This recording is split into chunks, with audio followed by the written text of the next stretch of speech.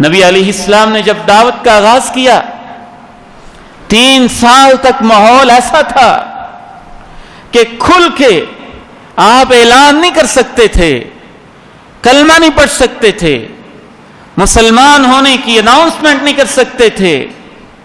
عرب کے وہ سارے کے سارے سردار اور ساری کی ساری برادری اس کو مارنے پہ تل جاتی۔ خفیہ طور پہ آپ نے اپنے خاص دوستوں کے سامنے، اپنی بیوی کے سامنے تذکرہ کیا، اپنے دوست تھے ابوبکر صدیق، ان کے سامنے تذکرہ کیا۔ ابوبکر صدیق کے دوست تھے عثمان غنی، انہوں نے ان کے سامنے اسلام کا تذکرہ کیا۔ اور آپ کے ہاں پل رہے تھے جناب علی مرتضی رضی اللہ تعالی عنہ، ان کے سامنے تذکرہ کیا۔ آپ کے غلام تھے، ان کے سامنے تذکرہ کیا۔ یہ جتنے قریبی لوگ تھے، جو خفیہ دعوت کا دور تھا، یہ حکمت عملی ہوتی ہے، یہ پلاننگ ہوتی ہے، یہ منصوبہ بندی ہوتی ہے جو ہمارے آج کے نوجوانوں کو سیکھنے کی ضرورت ہے۔ ہر وقت جذبات کام نہیں دیتے، ہر وقت جوش کام نہیں دیتا۔ اللہ کے پیغمبر کے توکل میں کس کو شک ہو سکتا ہے؟ لیکن آپ کی دعوت حکمت عملی، دعوتی پلاننگ تھی، اور یہ ایک آؤٹ لائن اور خاکہ تھا۔ 3 سال تک آپ نے دین اسلام کی خفیہ تبلیغ کی، سری تبلیغ کی۔ 3 سال کے بعد پھر اللہ کا حکم آیا، اب ڈنکے کی چوٹ دین اسلام کا اعلان کر دو۔ وَأَنذِرْ عَشِيرَتَكَ الْأَقْرَبِينَ، اور سب سے پہلے اپنی برادری کو جمع کر کے ان میں دین اسلام کا اعلان کرو۔ آپ نے عرب کے لوگوں کو جمع کیا، دین اسلام کا اعلان کیا، اور اس کے بعد پھر مسلمانوں پہ سختیاں شروع ہو گئیں۔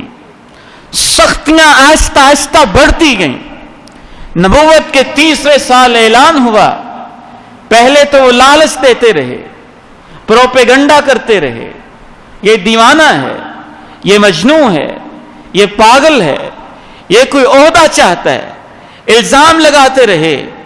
10-12 ہتھ کنڈے انہوں نے استعمال کیے، دولت کا ہتھ کنڈا، لالچ کا ہتھ کنڈا، دھمکیوں کا ہتھ کنڈا، اور مختلف قسم کی افواہیں پھیلانے کا ہتھ کنڈا، اور مختلف شبہات پیدا کرنے کا ہتھ کنڈا، مختلف حربے استعمال کیے۔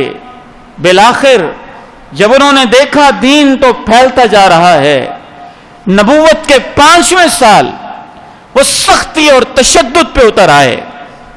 حضرت بلال رضی اللہ تعالی عنہ پہ اور وہ جو معاشرے کے کمزور لوگ تھے ان پہ تو ہر کوئی تشدد کرتا، جو گزرتا پکڑ لیتا، حتیٰ کہ ظالموں نے حضرت بلال جیسے غلام کے گلے میں رسی کا پھندا باندھ کے، جو اباس قسم کے اور مشٹنڈے قسم کے نوجوان ہوتے ہیں اور کھلنڈرے قسم کے بچے، اس قسم کے اور اس کیٹیگری کے لوگ ہوتے ہیں، ان کے ہاتھ میں رسی تھما دیتے اور پورے مکہ مکرمہ کے اندر وہ حضرت بلال کو گھسیٹتے رہتے، اور وہ پھر بھی احدن احدن کے ترانے گاتے، کبھی ان کے سینے پہ پتھر رکھ دیتے، پھر بھی احدن احدن کے نغمے سناتے، اور جو معزز مالدار اور طاقتور طبقہ تھا ان کے اوپر ان کے رشتہ دار ظلم کرتے تھے۔ حضرت عثمان ابن عفان چونکہ خود ایک بڑے خاندان سے تعلق رکھتے تھے، ان کے اوپر ان کے چچا نے ظلم کیا، اور تاریخ یہ بتاتی ہے ایسا ظلم کیا، تاریخ کے کچھ واقعات کہتے ہیں کہ باندھ دیا زنجیروں کے ساتھ۔ کہا عثمان تو پیغمبر کا کلمہ پڑھتا ہے، چھوڑوں گا نہیں جب تک ہمارے دین میں واپس نہیں آئے گا، ڈٹے رہے۔ بعض روایات کہتی ہیں بوری میں باندھ دیا اور دھواں دیا نیچے سے، اور کہا عثمان جب تک باز نہیں آئے گا چھوڑوں گا نہیں۔ آپ اندازہ تو کیجئے 35-40 سال کی اس وقت عمر ہو چکی ہے، اور 40 سال کے ایک انسان کے ساتھ یہ ظلم کیا جا رہا ہے. اللہ کے پیارے نبی علیہ الصلوۃ والسلام کو یہ ظلم برداشت نہ ہو سکے. آپ نے اپنے صحابہ کو اجازت دی کہ ظلم بہت بڑھ گیا ہے اور اپنی آخری حدوں کو چھو رہا ہے. اگر کوئی ایسی جگہ مل جائے جہاں تم اللہ کی عبادت کر سکو اور قریشیوں کے اس ظلم سے بچ جاؤ اور مکہ کے ظالموں سے تمہاری جان چھوٹ جائے تو میں تمہیں ہجرت کی اجازت دیتا ہوں. ہجرت کہنا ہی آسان ہے, کہنا آسان ہے, ایک پوری زندگی بدلنی ہوتی ہے.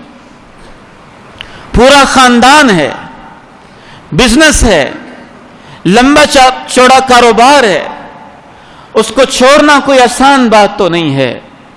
عثمان غنی رضی اللہ تعالی عنہ کو اللہ نے یہ اعزاز بھی دیا کہ انہوں نے ہجرت کی.